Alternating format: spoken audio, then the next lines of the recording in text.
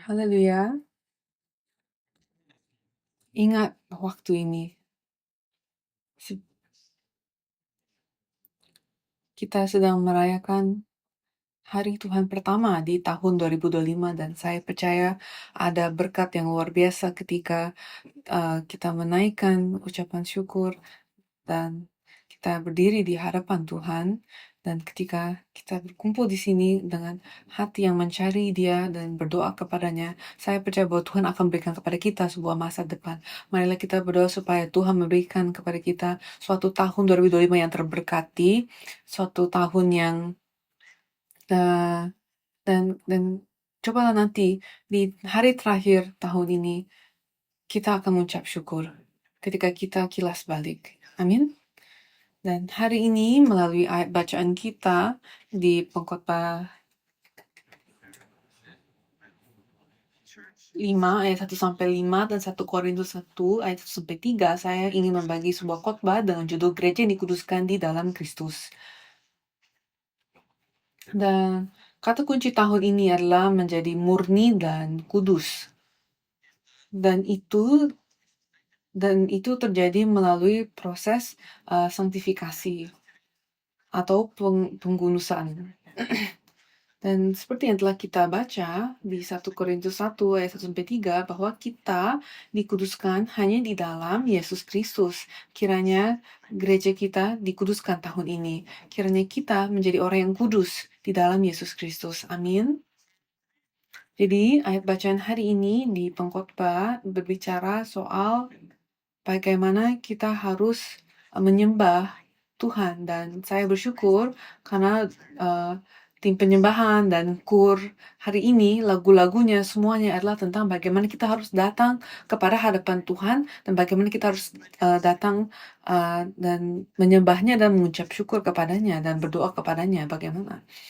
Dan marilah kita ingat setiap kali kita datang untuk beribadah, untuk menyembah atau menyembah Tuhan kapanpun, kiranya setiap penyembahan kalian dihitung oleh Tuhan, dan kiranya Dia menguduskan kita, dan kiranya kita tidak datang kepadanya dengan hati yang bodoh, tetapi kita dengan sungguh-sungguh datang dengan hati yang murni dan kita dikuduskan. Amin. Jadi pertama, coba kita pikirkan esensi gereja. Apa itu esensi dari gereja? Apa itu esensi dari kekristenan? Kita adalah anak Tuhan. Dan kita yang percaya kepada Yesus Kristus, kita pertama-tama dipanggil untuk hidup dalam kekudusan. Yesus membawa kita, mengambil kita, dan Dia mengambil kita dari tempat yang berdosa ke tempat yang kudus.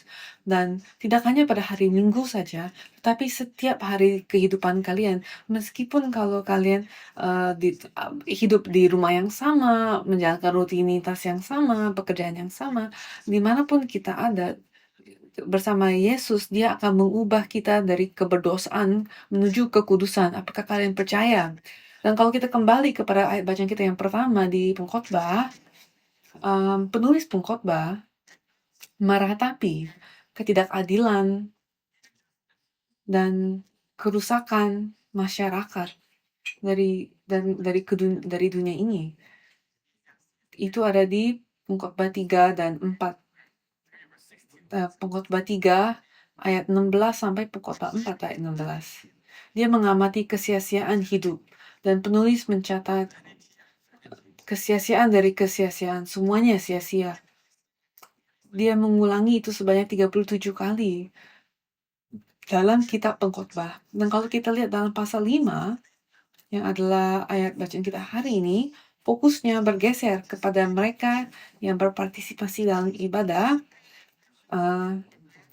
tanpa ketulusan atau pengertian firman Tuhan sesungguhnya. Jadi mereka hanya menghadiri kebaktian karena kebiasaan atau kewajiban, atau karena alasan-alasan yang tidak murni. Dan penulis menekankan pentingnya menghampiri Tuhan dengan rasa hormat dan hati yang murni, menyadari pentingnya kekudusan dan kemurnian di hadirat Tuhan.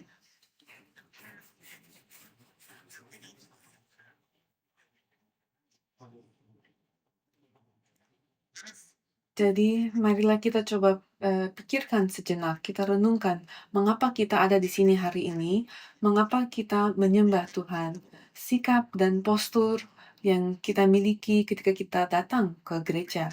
Apakah kita datang dengan mengetahui dan sungguh-sungguh percaya bahwa Tuhan ada di sini, atau kita hanya ke sini untuk apakah kita datang ke sini untuk berjumpa dengan Allah. Jadi, terlepas dari gelar apapun seperti pendeta, penatua, diaken, guru, apapun itu, seringkali kita ini gagal untuk mencari hadirat Tuhan di gereja. Tetapi kita gagal untuk mencari Tuhan dengan kasih yang sejati. Seringkali kita datang karena kita merasa ya ini sudah menjadi pekerjaan kita, ini sudah menjadi rutinitas kita, dan kita lupa. Jadi di manakah hati kita? Di mana pikiran kita? Apakah pikiran kita sedang mengembara ke tempat lain? Dan seringkali dalam 1 jam ibadah,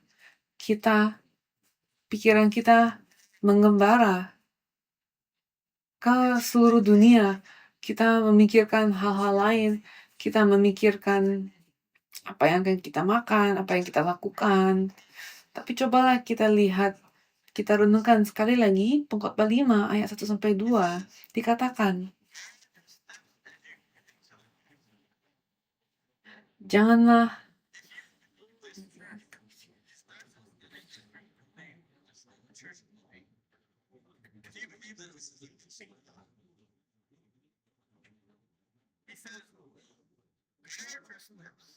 dikatakan janganlah terburu-buru dalam mulutmu dan janganlah hatimu lekas-lekas melakukan perkataan di hadapan Allah.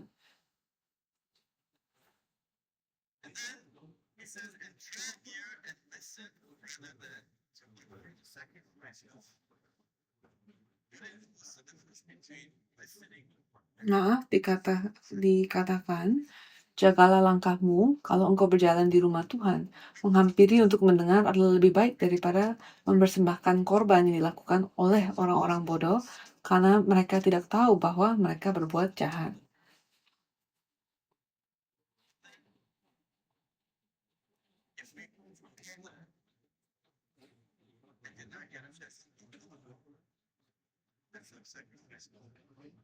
Jadi kalau kita melakukan ibadah, melakukan banyak tugas ibadah kita tanpa berfokus kepada Tuhan, itu semua sia-sia. Itu menjadi sebuah itu menjadi sebuah korban dilakukan oleh orang-orang bodoh.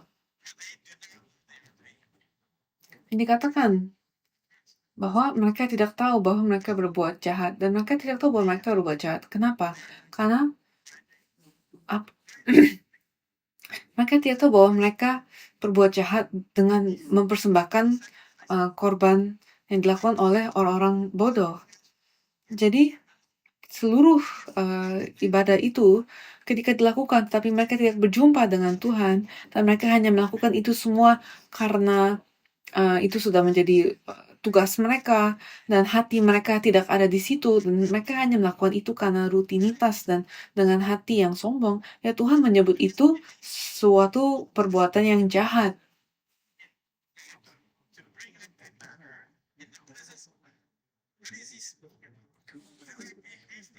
Nah, kalau kita lihat lanjut, jangan terburu-buru dengan mulutmu, dan janganlah hatimu lekas-lekas melakukan perkataan di hadapan Allah. Dan ini berbicara secara spesifik oleh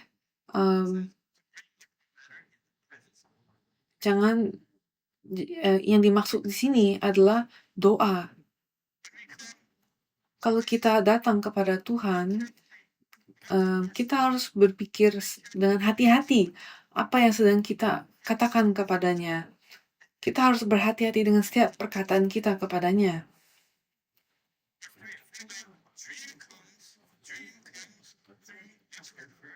Karena sebagaimana mimpi disebabkan oleh banyak kesibukan, demikian pula percakapan bodoh disebabkan oleh banyak perkataan.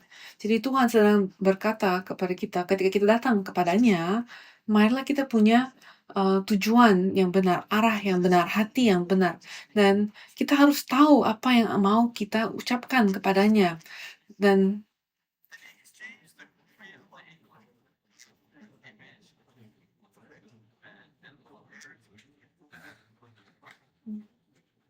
Roma 1 ayat 23, mereka menggantikan kemuliaan Allah yang tidak fana dengan gambar yang mirip dengan manusia yang fana, burung-burung, binatang-binatang yang berkaki 4, atau binatang-binatang yang menjalar. Dan ketika Tuhan menciptakan Adam, Dia menciptakannya sesuai gambar dan rupa Tuhan. Dan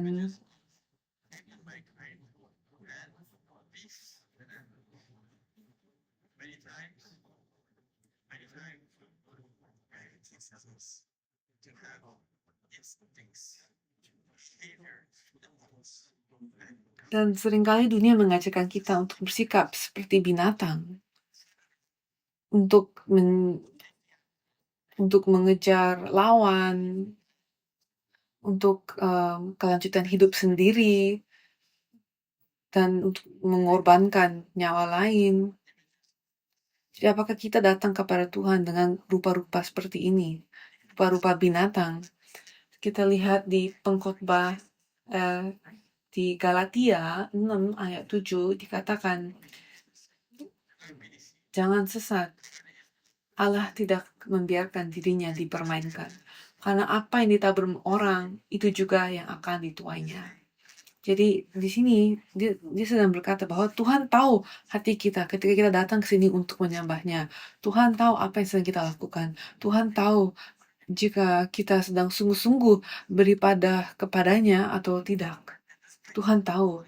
Dan mungkin ini terdengar sedikit berat atau membosankan, tetapi ini sangat penting ketika kita memulai tahun yang baru. Kiranya kehidupan penyembahan kita dibenarkan tahun ini. Alasan Tuhan memberikan kepada kita kemah suci atau gereja itu ada di Keluaran 25 ayat 8, dan Tuhan sendiri yang mengucapkannya.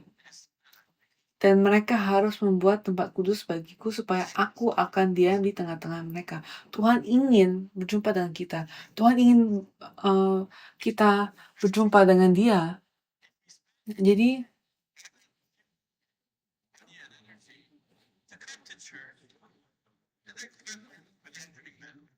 Jadi betapa sia-sianya kita datang ke sini, kita meluangkan banyak waktu dan usaha untuk di sini, tapi kalau kita tidak jumpa dengan Tuhan, betapa sia-sianya segenap acara ini kan.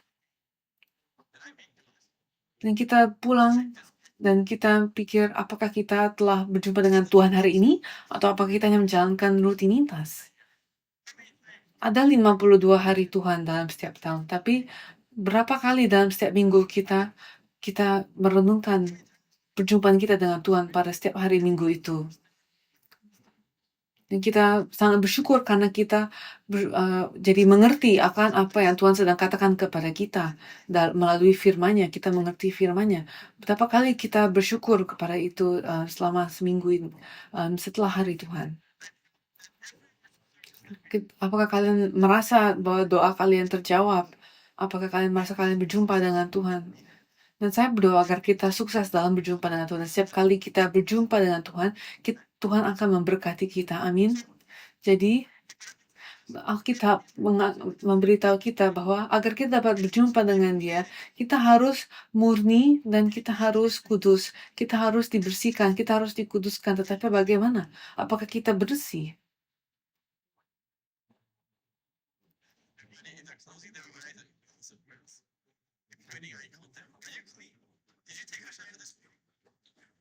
Apakah kalian mandi tadi pagi? Dan saya minta supaya sebelum ke gereja kalian mandi ya, untuk Tuhan dan juga untuk sesama di samping kalian ya. Tetapi yang saya mengucapkan sekarang adalah tidak ada manusia yang bersih. Kita harus dibersihkan. Dan itulah mengapa pengudusan, penyucian diperlukan agar gereja menjadi kudus, agar kita menjadi kudus, apa yang harus terjadi? Pertama, firman Allah menguduskan kita. Kekudusan dicapai melalui kuasa firman Allah yang mentransformasikan. Kekudusan bukan sesuatu yang dapat kita peroleh dengan kuasa kita sendiri dan kekuatan kita sendiri. Tidak ada daftar pekerjaan yang dapat kita lakukan agar kita dapat menjadi kudus. Tidak ada. Dialah yang harus menguduskan kita. Jadi pertanyaannya bukan apa yang dapat saya lakukan, tapi kapan dan siapa Tuhan bersihkan dan kuduskan. Dan Alkitab memberitahu kita, marilah kita baca di Ulangan 11 ayat 27.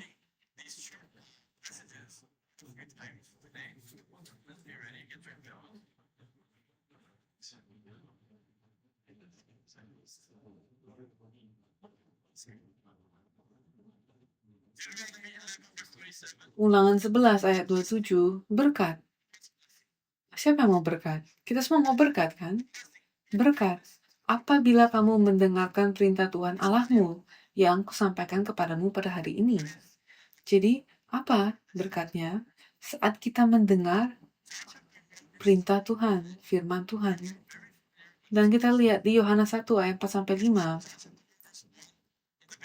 Dan Yohanes 1 ayat 1 mengatakan bahwa pada mulanya adalah firman, dan firman itu adalah Allah, bersama Allah, dan kita sudah tahu ayat itu, kan?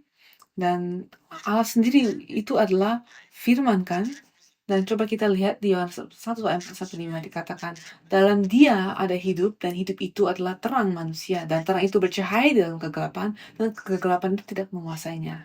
Jadi kita sedang bicara soal pengudusan, ya kan? Yang memisahkan yang kotor dan yang bersih, yang najis dan yang kudus. Dan ayat ini juga menjelaskan hal yang sama, yaitu dengan menggunakan ibarat terang dan kegelapan. Dan dikatakan bahwa di dalam dia ada hidup dan terang, ya kan? Dan siapa dia? Yaitu dia ini adalah firman. Dan firman ini adalah terang itu. Dan firman itu menerangi kegelapan, dan kegelapan itu tidak menguasainya. Jadi apa yang sedang terjadi di sini?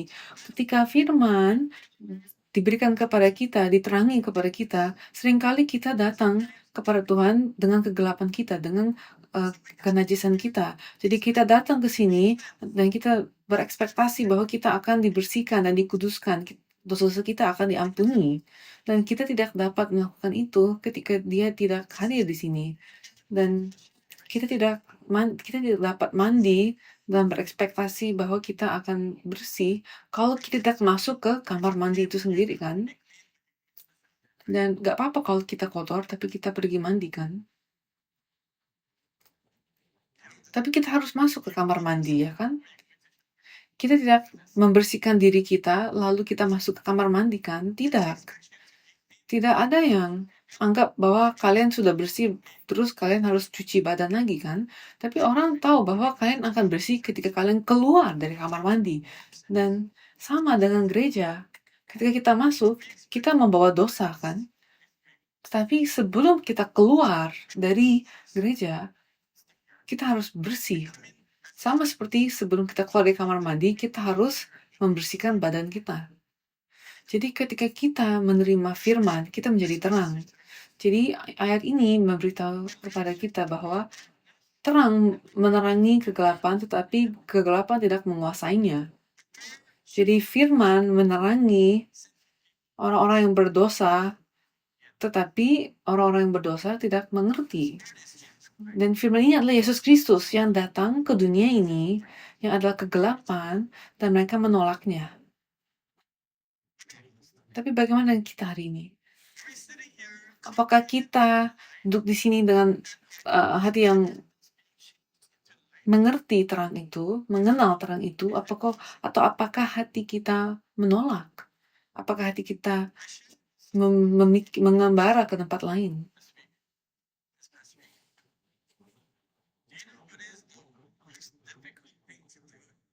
Apakah kalian tahu apa yang hal tersulit untuk dilakukan orang Kristen?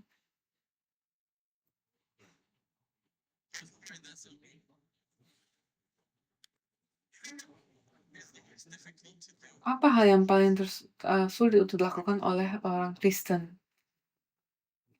Apakah itu mengasihi musuh-musuh? Hal yang paling sulit untuk dilakukan sebagai orang Kristen adalah menjadi seorang Kristen tanpa menerima anugerah Tuhan. Karena meskipun kita dalam kegelapan, tapi kita harus percaya bahwa kita ada di dalam terang. Itulah hal yang tersulit yang harus kita lakukan. Jadi ketika saya berkhotbah di sini dan kalian mendengar, dan ada orang yang dan ada pekerja-pekerja di gereja, ya kan? Ini semua adalah pekerjaan Kristen yang adalah bagian dari ibadah kita, kan? Tapi kalau kita melakukan setiap tugas ini tanpa menerima anugerah Tuhan, sebenarnya mustahil. Penginjilan, pekerjaan gereja,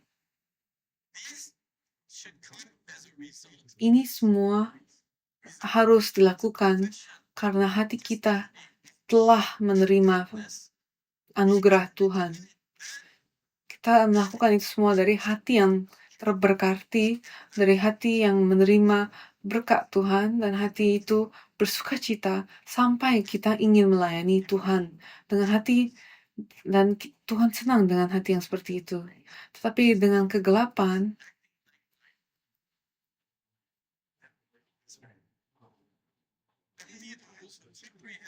jadi hanya mereka yang mengerti firman dan menerima firman, hanya mereka yang akan bertahan sampai akhir, sampai Yesus kembali. Dan Rasul Yohanes juga mengatakan di Lukas di Yohanes 5 ayat 24-25, dia perkataan Yesus dalam itu menjamin kehidupan kekal bagi mereka yang mendengar dan percaya. Jadi kekudusan dimulai dengan mendengar dan menaati firman Tuhan. Kita di Lukas 10 ayat 16, barang siapa mendengarkan kamu, yang mendengarkan aku, dan barang siapa menolak kamu, yang menolak aku, dan barang siapa menolak aku, yang menolak dia yang mengutus aku. Jadi apakah kita sekarang sedang mendengar firman Tuhan? Apa arti kata mendengar? Apakah itu berarti hanya mendengar dengan telinga kita dan memahaminya secara bahasa?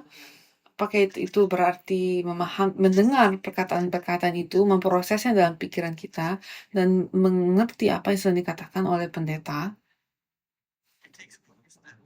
Tapi tidak, itu mendengar berarti kita mendengar dengan telinga kita memproses dengan pikiran kita, dan kita juga mengikuti perkataan itu.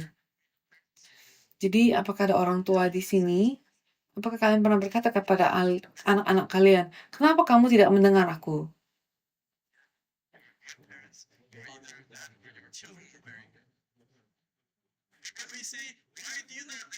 Mengapa kamu tidak mendengar? Apa artinya?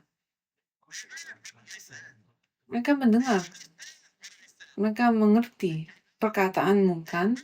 Mereka mendengar, mereka mengerti, mereka tahu artinya, kan? Jadi ketika kita bilang, kenapa kamu tetap tidak dengar? Kenapa kamu tidak taat kepadaku? Mengapa kelakuanmu tidak mengikuti perkataanku? Meskipun kamu paham. Jadi ini pun yang sedang diajarkan Alkitab kepada kita. Ketika kita mendengar firman Tuhan, bukan hanya kita mendengar dan mengerti artinya, tetapi kita juga mengikutinya, menaatinya dengan kelakuan kita. Banyak orang berpikir bahwa mereka memiliki talenta yang spesial. Mereka berpikir bahwa ketika mereka meram, mereka dapat tetap mendengar. Mereka dapat tetap mereka pikir bahwa ketika mereka tidak konsentrasi, tapi mereka dapat tetap mengerti firman Tuhan itu. Dan itu tidak baik. Coba kamu tanya orang yang memiliki talenta spesial ini. Oh, ketika mereka tidak konsentrasi, mereka dapat tetap paham. Coba kalian tanyakan orang-orang ini. Apa arti apa yang mereka pelajari dari khotbah itu? Nah, coba kita lihat Yohanes 8:47. Barang siapa berasal dari Allah, ia mendengarkan firman Allah. Itulah sebabnya kamu tidak mendengarkannya, karena kamu tidak berasal dari Allah. Jadi Yesus di sini sedang berkata kepada orang-orang yang sedang mempertanyakan dia. Jadi dia mengatakan ini kepada mereka. Jadi marilah kita menjadi orang-orang yang berasal dari Tuhan, yaitu orang-orang yang mendengarkan firman Allah. Dan kedua, kita dikuduskan. Pertama, firman Tuhan menguduskan kita. Dan yang kedua, ketika kita berjalan dengan iman. Jadi, kita harus menjaga langkah kita. Dan ini penting untuk kita ingat pada ibadah hari Tuhan pertama pada tahun 2025 ini. Untuk kita menjaga arah kita. Coba lihat Habakuk 2:20, tetapi Tuhan ada di dalam baitnya yang kudus, berdiam dirilah di hadapannya ya segenap bumi. Jadi dikatakan bahwa kita harus menjaga langkah kita.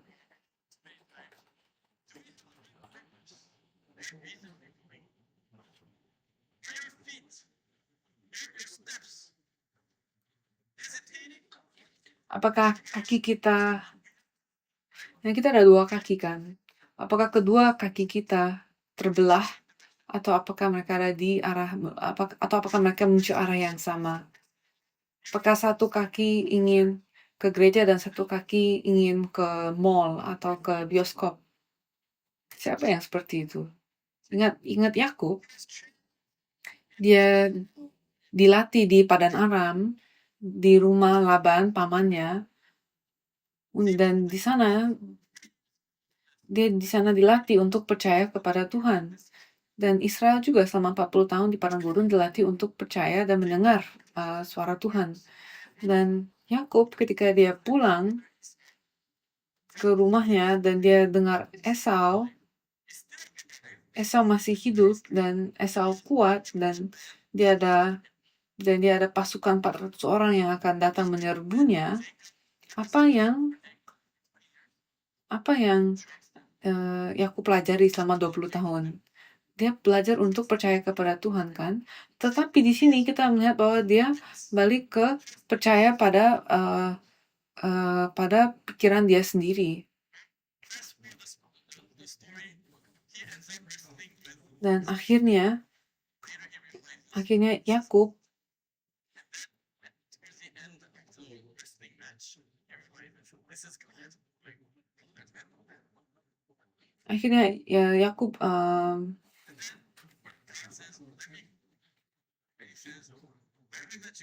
bergulat, ya kan? Dan ketika dia bergulat, akhirnya dia mengerti bahwa dia sedang bergulat dengan Tuhan. Dan setelah itu baru dia minta berkat. Dan Tuhan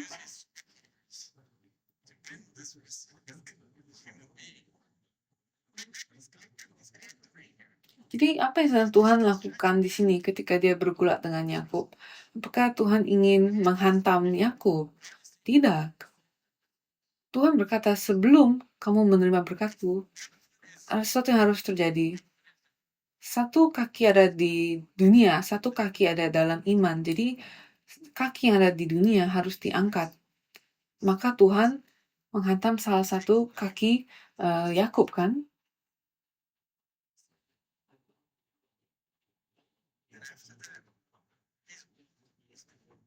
Dan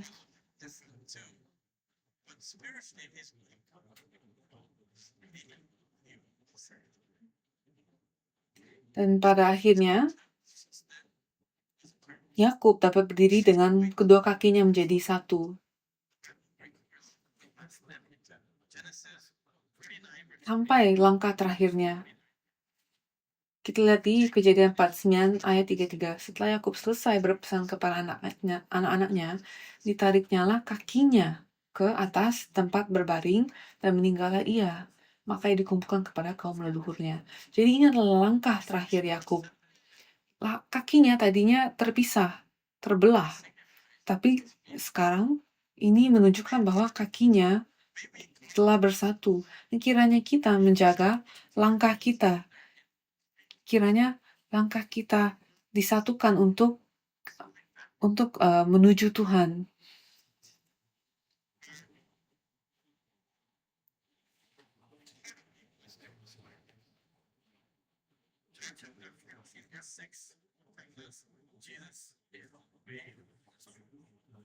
Yohanes 14 ayat 6 memberitahu kepada kita bahwa Yesus adalah jalan dan kebenaran dan hidup. Dan terakhir, sanktifikasi ini terjadi di dalam Yesus Kristus melalui air, darah, dan api. Kita telah mempelajari kitab Imamat dan fokus utama dan tema dari Imamat adalah kekudusan atau sanktifikasi. Dan 3 elemen yang Tuhan gunakan untuk membersihkan, untuk menguduskan umatnya adalah air, darah, dan api. Dan kita juga sedang belajar dari buku Sejarah Penebusan ke seri Sejarah Penebusan ke-12 bahwa buku itu menjelaskan apa yang dapat kita pelajari dari kitab Imamat dan bagaimana kita dapat menjadi kuduskan. Dan kita akan membahas tiga poin ini, air, darah, dan api.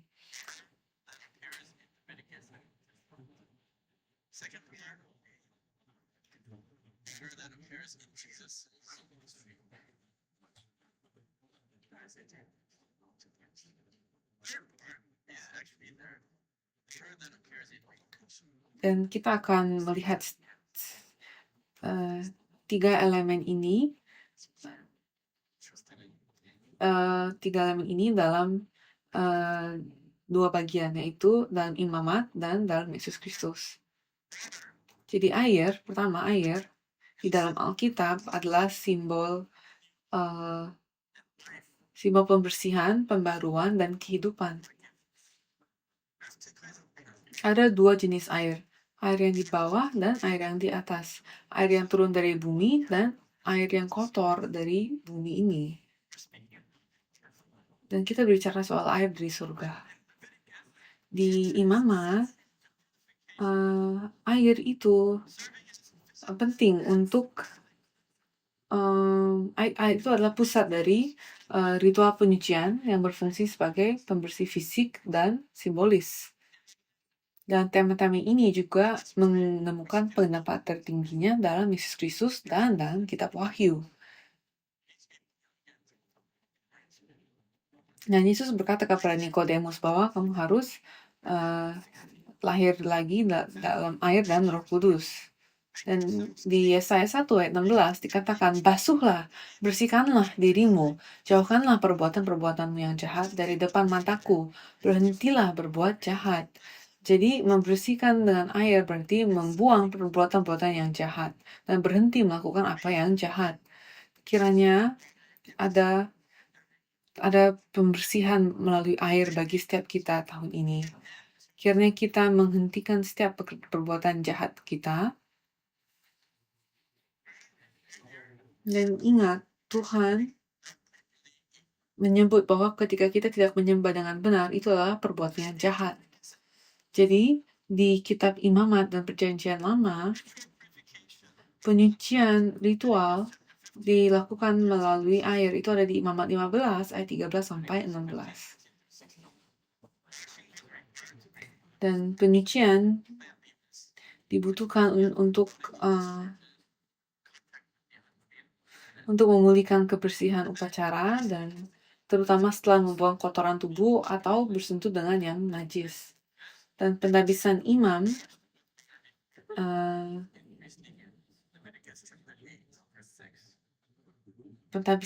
juga dilakukan dengan air. Itu ada di Imamat 8 ayat 6.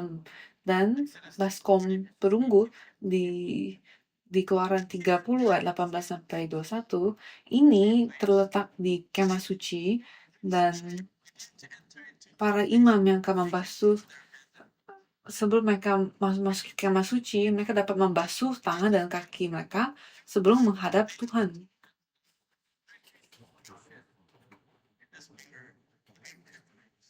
Dan imam melakukan ini kira-kira 10 kali. Jadi kita harus terus dicuci dengan air.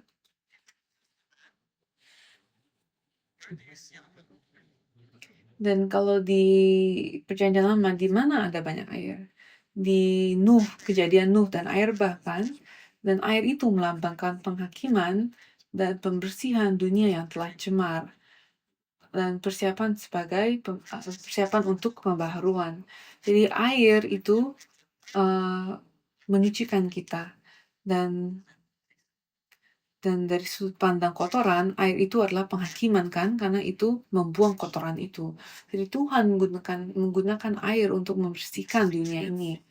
Dan menyeberangi Laut Merah dan Sungai Yordan, di pada peristiwa itu air melambangkan keselamatan dan perjalanan menuju kehidupan yang baru. Di dalam Yesus Kristus, Yesus memulai pelayanannya dengan pembaptisan. Itu ada di Matius 3 ayat 13 sampai 17. Kita melihat pembaptisan Yesus di Injil lain juga. Dan penginjilan Yesus, pembaptisan Yesus diperlukan bukan karena dia kotor, tetapi karena dia menjadi representasi manusia. Dan ini menandakan penyucian bagi umat manusia dan penyatuan dirinya dengan orang-orang yang berdosa. Dan di atas kayu salib, dia mengambil dosa kita dan dia mati untuk kita.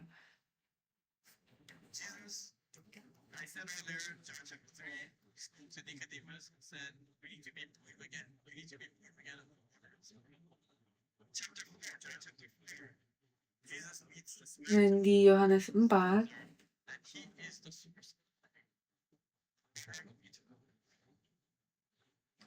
Yesus menggambarkan dirinya sebagai sumber air hidup yang menawarkan kehidupan yang kekal. Dan Yesus juga menggunakan air untuk membasuh kaki para murid di Yohanes 13:4-12 kan. Dan ini memperlihatkan pembasuhan sebagai kerendahan hati dan pelayanan. Dan ini juga menunjukkan kepada kita bahwa kita harus dibasuh oleh Yesus. Dan juga sesuai Yohanes 19 ayat 34 ada air dari sisi Yesus. Dan ini melambangkan pembersihan dan pembaruan rohani melalui pengorbanannya.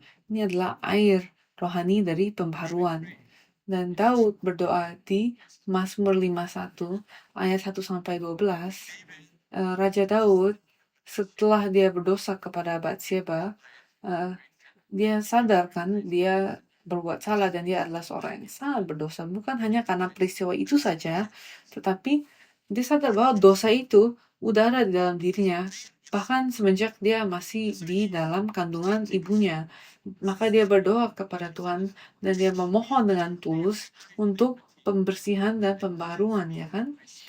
Dikatakan, bersihkanlah aku seluruhnya dari kesalahanku dan tahirkanlah aku dari dosaku.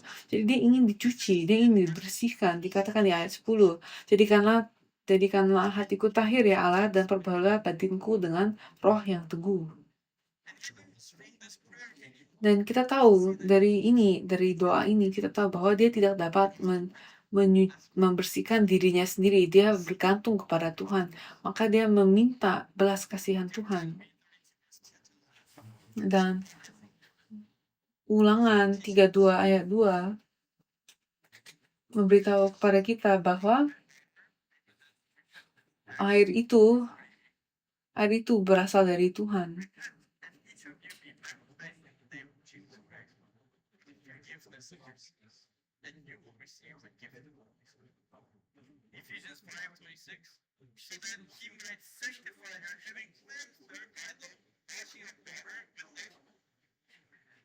Kita di Kisah Para Rasul 2 ayat 38 dan Efesus 5 ayat 26 bahwa air yang membersihkan ini, air yang menyucikan kita ini, kita menerimanya melalui firman sendiri.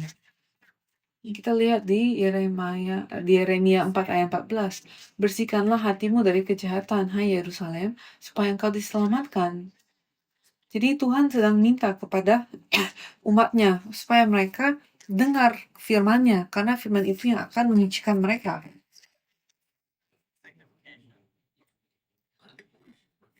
Kedua, api penyucian.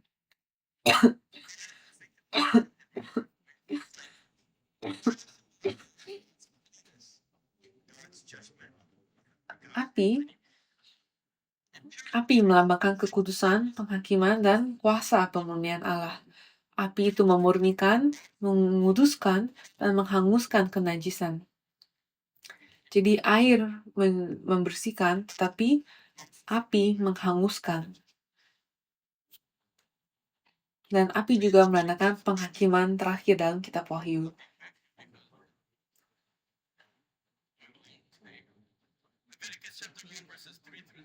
Nah, kalau kita lihat dalam Imamat, api digunakan dalam korban bakaran. Api itu digunakan sebagai api membakar korban sebagai aroma yang menyenangkan bagi Tuhan.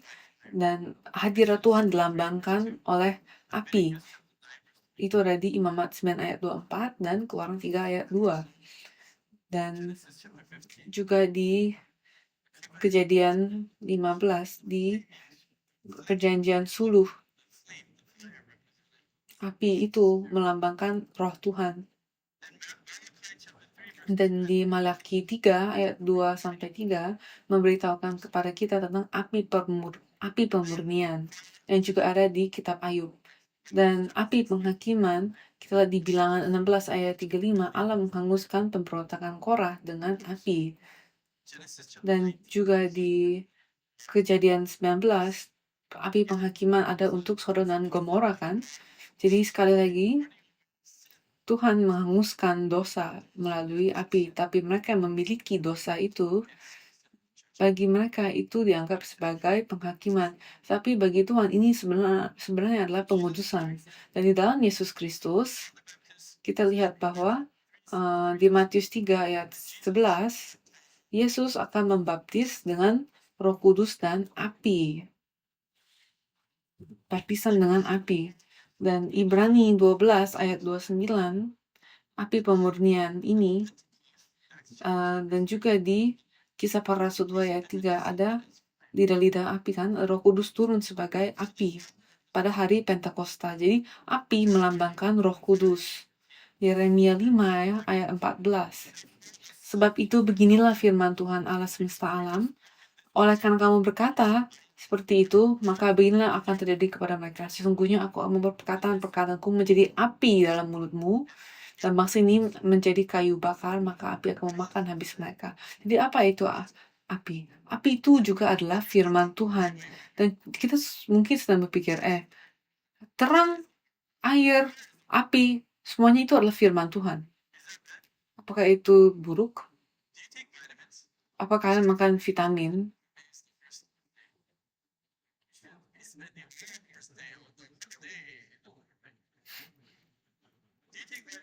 Apakah kalian makan vitamin? Dan saya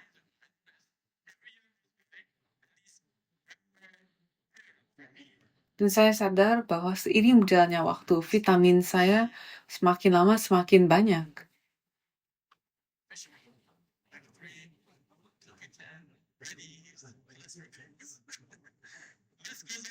Banyak sekali vitamin yang harus saya makan. Dan saya pikir betapa baiknya jika semua vitamin ini dapat hanya menjadi satu vitamin saja. Jadi saya tidak harus beli banyak vitamin. Ya kan? Tapi Alkitab itu seperti sebuah vitamin. Jadi kita tidak harus melakukan ritual-ritual perjanjian lama kan. Kita hanya menerima firman ini, dan kita menerima air, terang, dan api tanpa melakukan ritual-ritual perjanjian lama. Dan kita lihat di Yeremia 23 ayat 29. Bukankah firmanku seperti api? Demikianlah firman Tuhan. Dan seperti palu yang menghancurkan bukit batu. Dan pikiran kita sendiri itulah bukit batu itu. 1 Petrus 1 ayat 7. Maksud semuanya itu ialah untuk membuktikan kemuliaan imanmu yang jauh lebih tinggi nilainya daripada emas yang fana yang diuji kemuliaannya dengan api, sehingga kamu memperoleh puji-pujian dan kemuliaan dan kehormatan pada hari Yesus Kristus menyatakan dirinya.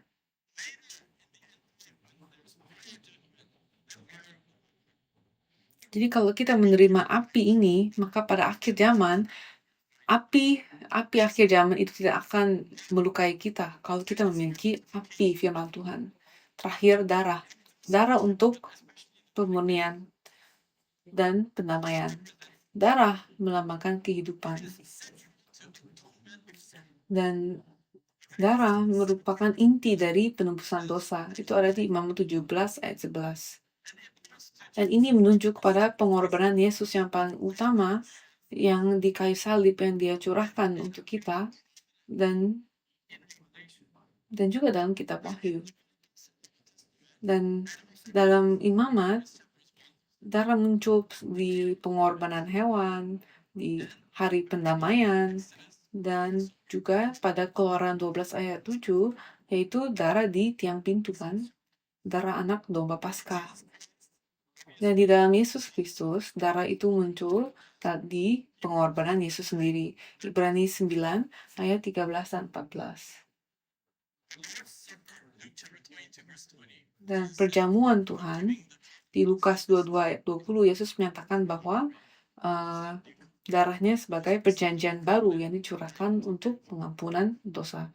Dan mereka yang hidup dalam perjanjian baru dapat hidup dengan hidup yang baru kan. Dan darah itu digunakan untuk penebusan. Darah dari anak domba yang tak bercacat. Darah yang berharga dari Yesus Kristus. 1 Petrus 1 ayat 18-19. Dan juga kalian dapat baca Ibrani 12 ayat 24. Sekali lagi, darah mengandung kehidupan. Tapi apa juga yang mengandung kehidupan?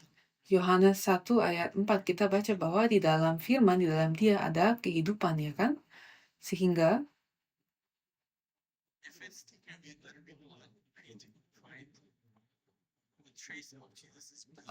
kalau yang Yesus sedang bicarakan adalah darah yang harafiah, maka kita harus mencari darah Yesus di kayu salib itu sendiri kan, darah fisik itu kan. Tapi tidak. Yesus menaruh darahnya di dalam firman-Nya. Jadi kita tidak perlu darahnya yang fisik lagi.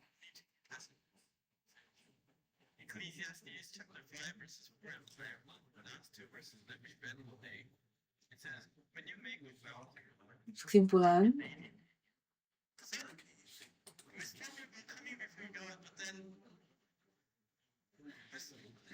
Pengkhotbah 5 ayat 1, janganlah terburu dengan mulutmu dan janganlah hatimu lekas-lekas mengeluarkan perkataan di hadapan Allah.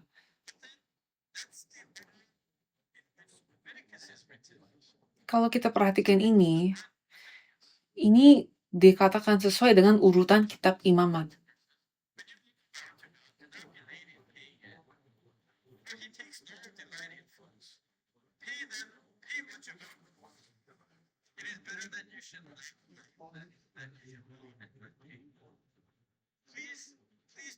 Janganlah terburu-buru dengan mulutmu, dan janganlah hatimu lekas-lekas mengeluarkan perkataan di hadapan Allah. Karena Allah di sorga dan kau di bumi, oleh itu bila perkataanmu sedikit. Jagalah langkahmu, kalau engkau berjalan ke rumah Allah, menghampiri untuk mendengar adalah lebih baik daripada mempersembahkan korban yang dilakukan oleh orang-orang bodoh, karena mereka tidak tahu bahwa mereka berbuat jahat.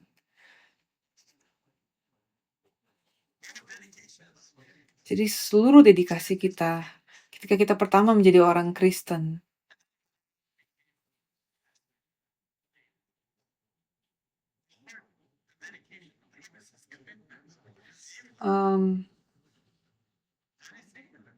Tuhan kita ingat apa yang kita katakan kita akan berikan kepada Tuhan.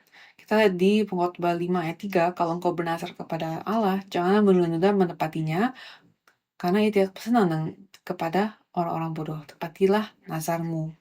Jadi ketika kalian menjadi orang Kristen, apa janji-janji pertama kalian? Ingat pada itu. Berikanlah kepada Tuhan apa yang menjadi miliknya. Berikanlah kepada Tuhan apa yang kalian katakan akan kalian berikan. Dan 1 Tesalonika 4 ayat 3-8, saya akan bacakan. Karena inilah kehendak Allah. Tuhan menyatakan ini adalah kehendak Tuhan. Kita mau melakukan kehendak Tuhan kan? Dan kita selalu berdoa supaya kita tahu apa itu kehendak Tuhan. Dan Tuhan mengatakan di sini apa yang menjadi kehendaknya. Karena inilah kehendak Allah, pengudusanmu.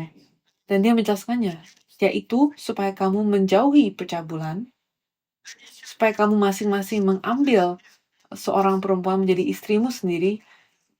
Jadi ini berbicara soal tubuh kita, soal menjaga kekudusan tubuh fisik kita. Dan hidup di dalam pengudusan dan penghormatan, bukan di dalam keinginan hawa nafsu, seperti yang dibuat oleh orang-orang yang tidak mengenal Allah. Dan seringkali orang Kristen pun, kita suka berkata, orang-orang lain juga melakukan itu, nggak apa-apa orang-orang lain melakukan itu. 99% dari dunia melakukan itu, mengapa aku tidak boleh melakukan itu? Tapi Tuhan bilang di sini, kita tidak boleh hidup seperti itu.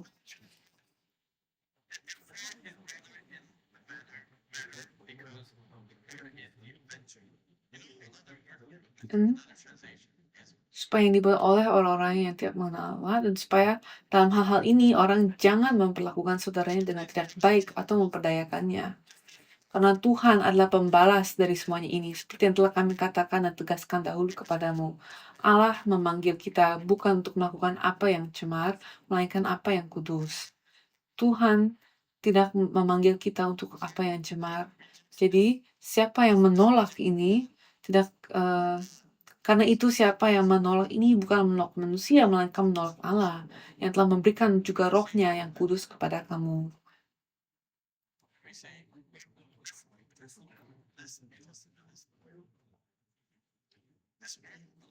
Jadi dunia ini